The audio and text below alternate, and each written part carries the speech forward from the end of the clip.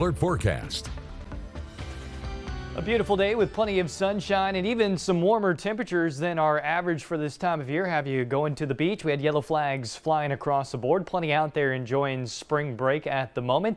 The waves under 2 feet, but for tomorrow running about 3 to 4 feet with the wind picking up out of the west-northwest at 20 miles per hour.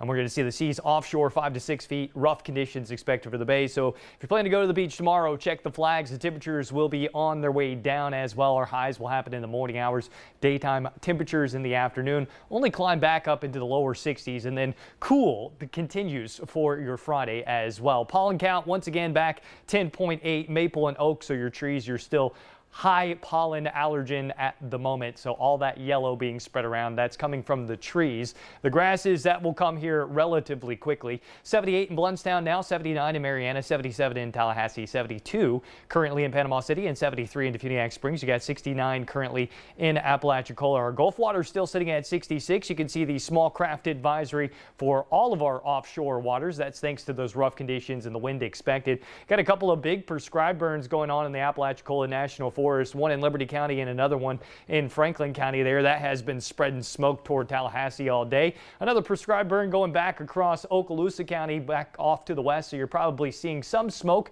if you're off along I-10, and that's all thanks to the wind direction out of the south. That's going to flip around with our boundary coming in the early morning hours. Also note I had to put a legend in here for the 32-degree or the freezing line. That's because Friday morning, but the colder air starts to filter in on the backside. Note the wind here. That'll be picking up on the backside of that boundary too. By the time we go into the afternoon, we'll recover a little bit back into the lower 60s and upper 50s, but the wind out of the west-northwest at about 15 to 20 miles an hour. Gusty conditions, and yeah, there's the purple squiggly line that represents the freezing mark for Friday morning, which means patchy frost is certainly possible for our inland areas along, and especially for our cold favored spots that typically are a couple of degrees below the forecast. You could be quite chilly for Friday morning. We'll recover back up into the 60s. It should be a nice day Friday, even with the colder temperatures, because the wind's going to be on the light side out of the north, so plenty of sunshine. It'll make it feel quite nice out there. Really not expecting much in the way of rainfall totals out of the front tonight, maybe a half an inch overall, and the next chance of rain, well, that'll come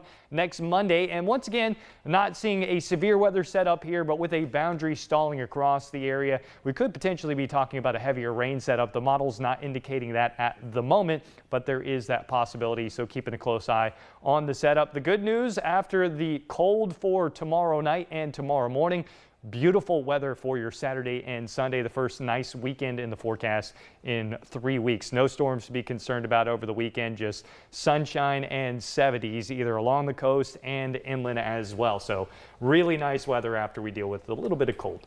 Yeah, that is good news, Ross. I'll finally get my beach day. Get your beach day. There you go. Perfect. Thanks, Ross. There's no such